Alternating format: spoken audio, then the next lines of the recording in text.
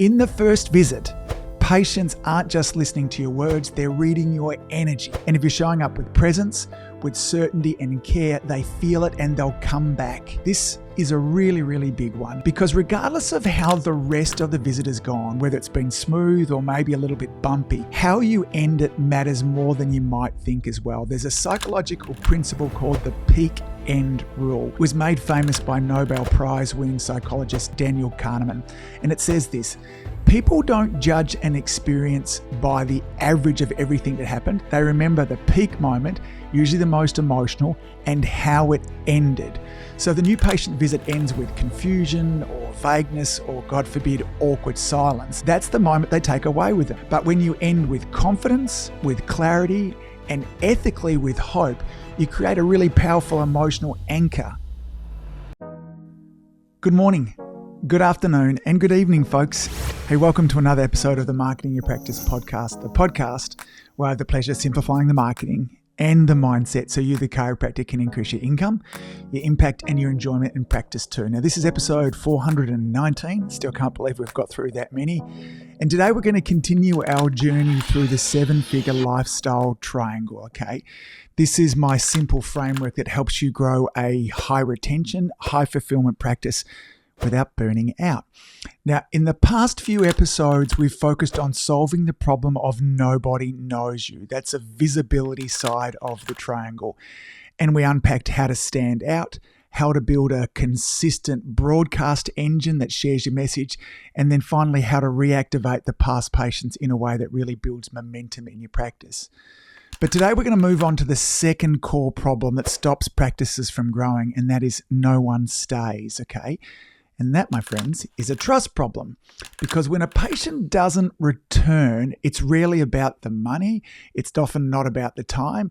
It's about whether or not they trust you, whether they feel seen, whether they feel heard, and whether they believe you understand what they're going through and if you can help them here, okay? That's why the goal of the new patient visit isn't to get long-term commitment to care. It's not to educate them about every detail of chiropractic, and it's definitely not to overwhelm them with information. The goal is much, much simpler and far more powerful. It's to build trust. It's to establish authority. It's to help them feel seen, heard, and understood. And it's to deliver hope. Okay, let me say that again. The goal is to build trust, establish authority to help them feel seen, heard, and understood, and to deliver hope. These four things are the foundation of everything that follows. Your care recommendations, your report of findings, your attentions, and your referrals are all built from this foundation. Now, when you get these right, patients don't just say yes to care, they're saying yes to you. So in today's episode, I'm going to do something a little bit different. I want to walk you through 7 of the most common mistakes that chiropractors make during the new patient visit.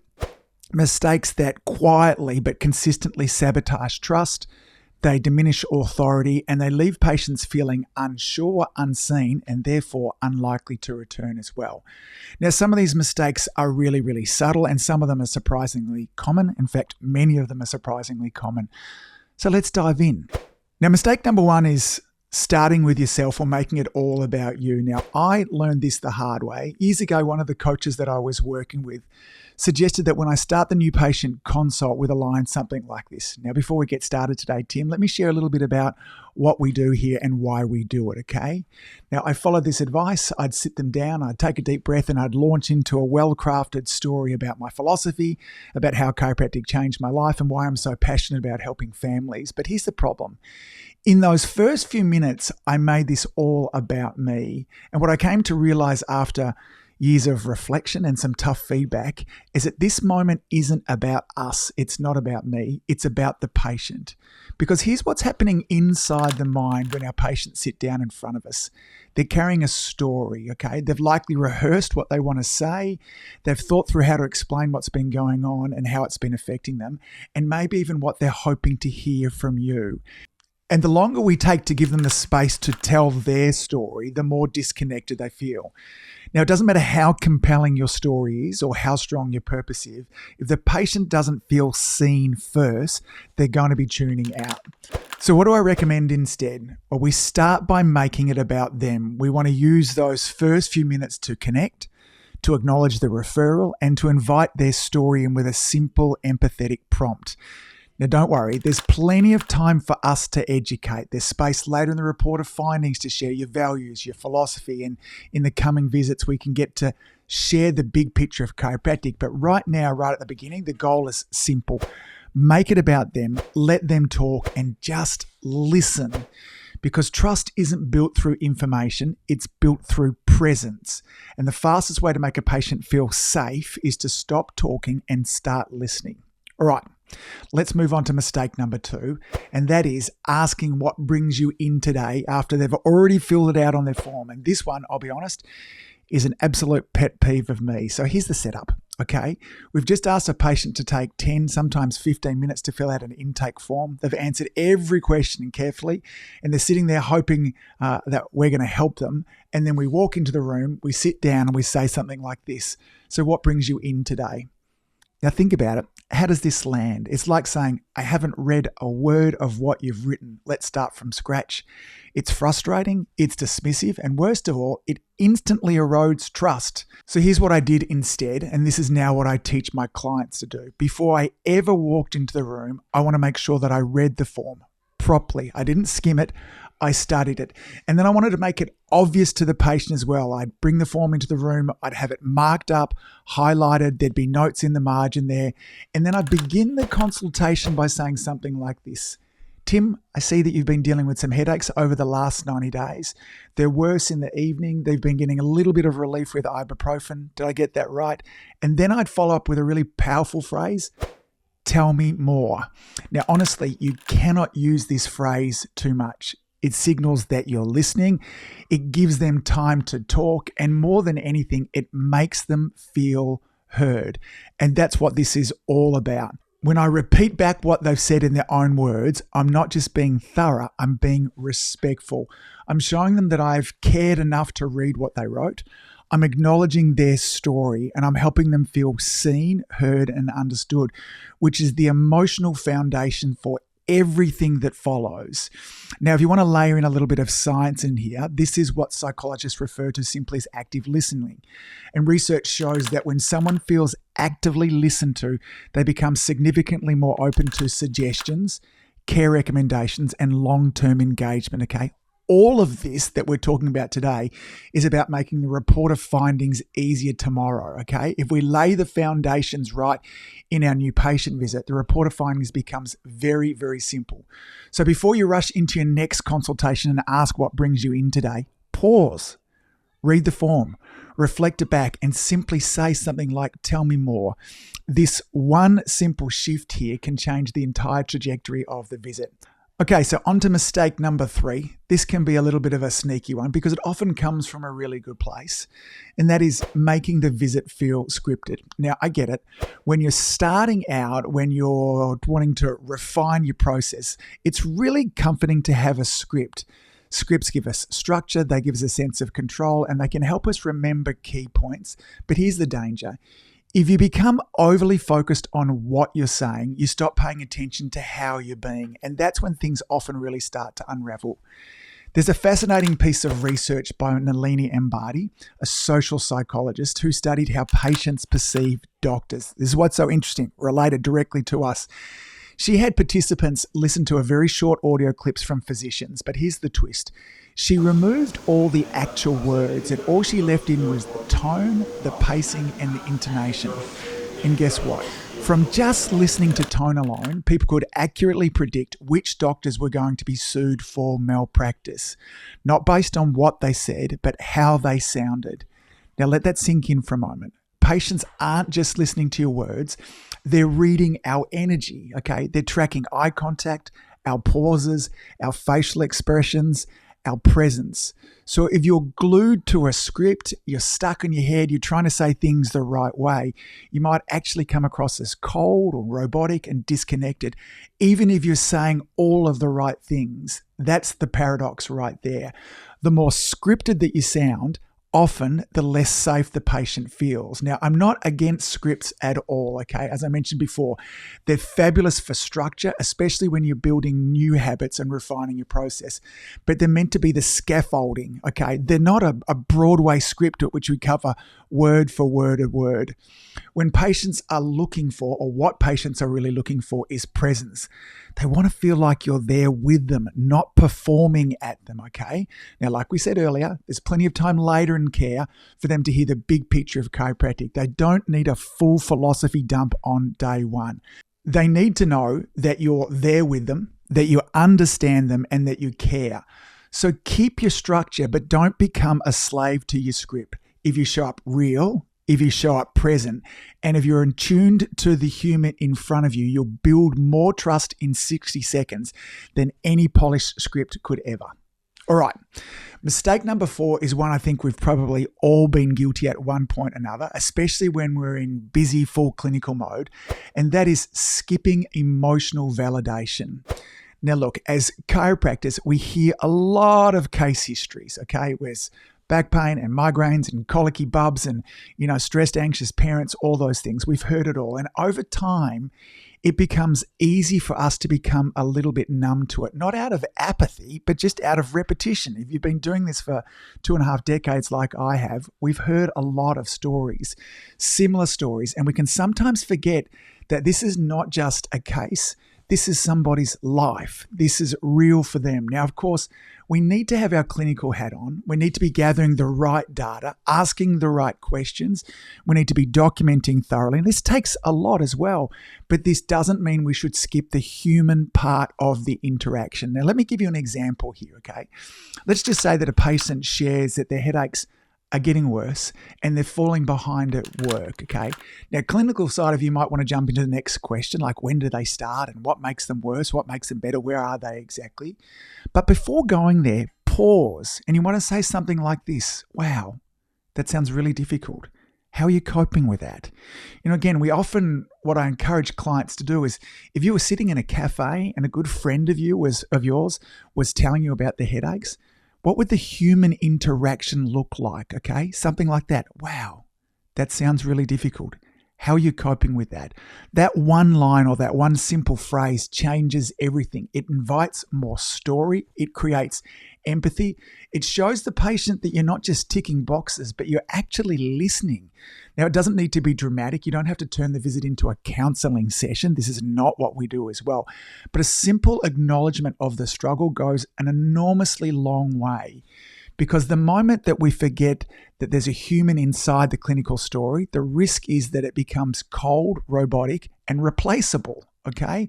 So don't just listen for facts, listen for feelings. And when you hear something that matters, pause, validate, and connect with them. That's the moment that often makes the biggest difference. So let's move on to mistake number 5. And this one is all about building authority and helping your patients feel like they're in expert hands. It's the habit of saying, do you feel this? Instead of confidently saying, here's what I found. Now, I get where this comes from. We want to be collaborative. We want to involve the patient in the process. And sometimes we're genuinely curious about what they're feeling. But when we ask too many tentative questions during the exam, things like, is that tender? Does that feel tight? Or can you feel the difference here? What we're doing is we're really handing over authority, and that creates a level of uncertainty. Instead, what we want to do is tell them what we expect to find and then confirm it with our experience. So let me give you an example here. Often in people with chronic headaches, we see misalignment or tension in the upper part of the neck. Now, if that's the case, Tim, it's usually tender right here, like this. Can you feel that? Now, what I've done with Tim here is I've told him in advance. Now, when you're predicting, you're leading, you're demonstrating clinical expertise, and you're doing this in a way without feeling pushy or arrogant. Now, this isn't just about palpation. We want to be predicting through the entire assessment. We want to be telling them what we expect their posture to look like, what we might expect to see on their scans or their x-rays. We want to let them know that what their range of motion might show. The more we predict and the more of these predictions that we get right, the more we build expertise. And this is when the light bulb goes on. This is when they start to think, wow, this person knows what they're doing. This is exactly what they said should happen. Now that builds trust, and that type of trust is built through or earned through certainty and through leadership. So here's the key takeaway. Stop asking so much and start telling more. You're the expert in the room. Start showing up like one, and your patients are absolutely going to feel it. All right, so let's move on to mistake number 6. This is one of the easiest ones to fix and one of the most powerful when you get it right. The mistake is not creating visual proof. Now, here's one thing. Patients need to believe with their eyes. They need to believe with what they can see. And if we want them to take ownership of what's going on with their body, they need to have as many senses involved as possible. And visual is one of the strongest ones for most people. So whenever you can, show them. If you're checking posture, don't just say your shoulders are a little bit uneven. Do it in front of a mirror. Let them see it for themselves. Or better yet, have a posture checking station, okay, with clear visual markers, maybe a line on the floor, line on the mirror with reference points, and walk them through what they're seeing. Look here. Can you see how this shoulder here is higher than the other? Then let them say it out loud. It's always more powerful when they see it and then they get an opportunity to say it as well. Now, if they're lying on the table and you happen to notice something like a significant leg length difference or something visually obvious in muscle tone, then you can just ask a question. Would it be okay if I took a quick photo to show you what I'm seeing here as well? When they can see the imbalance and the dysfunction with their own eyes, it moves the conversation from the chiropractor says I have something wrong to I can see something's off and I want to do something about it. That shift from external advice to internal ownership there is absolutely huge, because once they can picture the problem, they'll be way more invested in the solution. So ask yourself, how can I make it more visible? Now, whether it's posture, range of motion, a chart, a model, a scan, a simple smartphone photograph showing, always beats telling every time. So when a patient sees the issue, they believe it, they own it, and they're much more likely to follow through. All right, let's wrap up now with mistake number 7, and that is not ending with hope and direction. Okay, this is a really, really big one, because regardless of how the rest of the visit has gone, whether it's been smooth or maybe a little bit bumpy, how you end it matters more than you might think as well. There's a psychological principle called the peak end rule. It was made famous by Nobel Prize winning psychologist Daniel Kahneman. And it says this: people don't judge an experience by the average of everything that happened. They remember the peak moment, usually the most emotional, and how it ended. So the new patient visit ends with confusion or vagueness or, God forbid, awkward silence. That's the moment they take away with them, okay? But when you end with confidence, with clarity, and ethically with hope, you create a really powerful emotional anchor, okay? An anchor that influences what they believe about the whole experience. So how do we go about doing that? Okay, simple. At the end of the exam, I'd often say something like this: Tim, everything we found today was classic. We see this type of presentation all the time. And the good news is we get really great results with cases like yours, okay? That's hope, that's authority, that's trust, all in one simple phrase. And then I'd go on and I'd say something like this: I'm going to take a closer look at your scans, your x-rays, your exam findings, and tomorrow I'm going to walk you through what's going on, how do we go about fixing it, how long it will take, and we'll get started with your first adjustment, okay?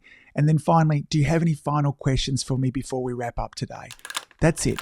No big pitch, no big overwhelm, just calm, confident direction. Because when the patient walks out of the office and thinks they know what's going on, they've seen this before, I'm in the right place, you've won. That ending moment, that tone, that pacing, that confidence, that hope, that's what lingers, and that'll be what brings them back prepared for the report of findings. So remember, finish strong, offer hope, and give clear direction of what's coming next. That one moment might be the most important part of the entire visit. Right, so let's bring it all together. Here are the 7 most common mistakes that quietly sabotage trust, authority, and connection during the new patient visit. The first one, remember, is starting with yourself. Making it about you instead of giving the patient space to tell their story, okay? Number 2 is asking what brings you in today after they've filled out the form. Remember, we're going to summarize that and then move into tell me more, okay? Mistake number 3 was it feeling scripted. Patients sense when you're performing instead of being present.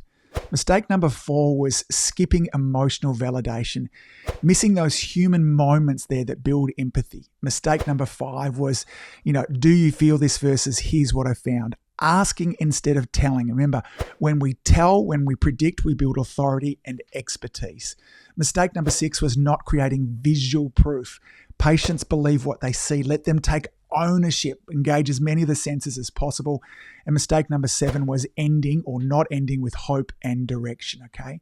Now, if you've caught yourself doing or making any of these or several of these, don't worry, we all have. These are all mistakes that I've made, every one of them, which is how I learnt the hard way, okay?